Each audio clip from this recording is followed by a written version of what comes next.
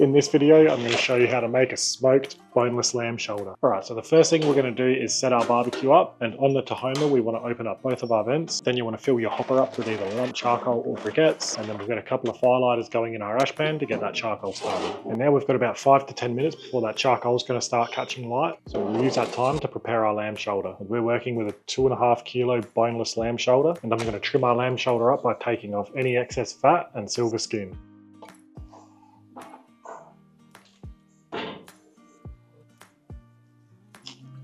And now it's been trimmed. To help our rub stick to the meat, I'm just going to give it a light coat in some yellow mustard.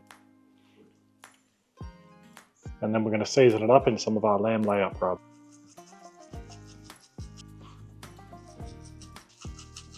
And now our lamb shoulder is seasoned up, we'll let it sit until our smoke is ready. Now back to our smoker, we're going to shut the door to our ash pan, turn our smoker on and select our temperature, which for this cook we're going to be at around 275 Fahrenheit or 135 Celsius. And now we're just going to let our smoker come up to temperature, which will take around 10 to 15 minutes. And the beauty about using the Tahoma is we don't have to worry about fire management, but if you wanted to follow along to this video but you're using something like a Weber kettle, I'd suggest using the snake method, or if you've got a drum smoker, I'd be using the minion method. I've got heaps of videos covering off different cooking methods on this channel, so feel free to have a browse. But for now, we'll be back once our smoke is up to temperature so we can get our lamb shoulder on. Alright, now we're up to temperature. I'll get a nice little chunk of pecan wood in our ash pan, which will smoke away throughout this cook. Then we'll open up, I'll get a drip tray underneath where our lamb shoulder is going to sit, and then we'll get our lamb shoulder on. Alright, so now our lamb shoulder's on, all I'm going to do is let it go until it develops a really nice colour and that rub has set on the meat, which I reckon will take around 2 to 3 hours. Alright, and after a bit over 3 hours, I reckon this lamb shoulder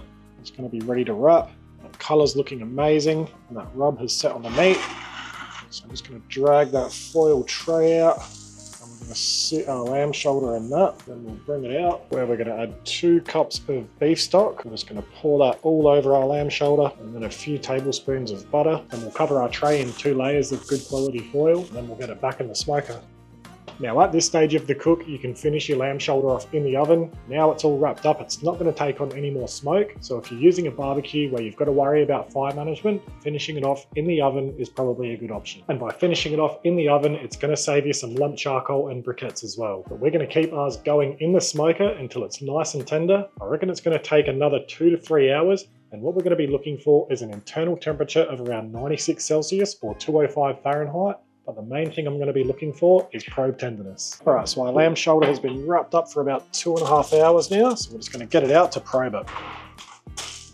Alright, so that is feeling nice and tender, and we're right around 96 to 98 degrees Celsius internally. And I'm just using this style of thermometer to probe around with. You can pick these up from most hardware stores or barbecue shops for around $20 to $30. And now I'm just going to leave our lamb shoulder unwrapped to steam off for a few minutes, just so it doesn't overcook and stops that cooking process. Then I'll cover it back over with foil, and I'll just let it rest at room temperature for about 90 minutes before I come back to pull it apart. But if you wanted to let it rest longer, you can always put your lamb shoulder in an esky, a Cambro, or even in your oven set at 70 degrees Celsius, and that way you can let it rest for 4 to 6 hours or even more. But for now, we're going to let this lamb shoulder rest, and we'll come back once it's ready to pull apart. Right, so we're about to get this lamb out to pull it apart, and what I like to do so I don't burn my hands is just put some cheap gardening gloves on, and then I'll just put some food safe gloves over the top, and now we are ready to pull this lamb apart.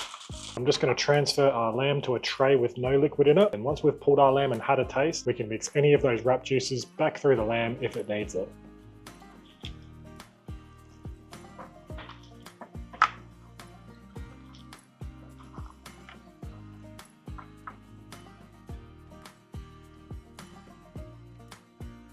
As you can see, this is super tender.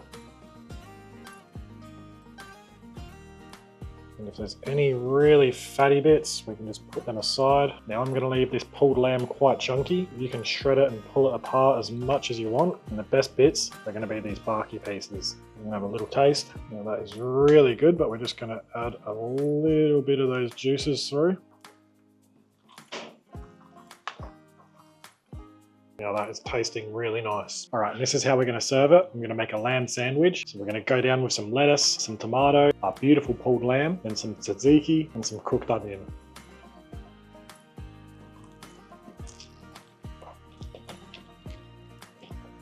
That is messy, but God, it's good.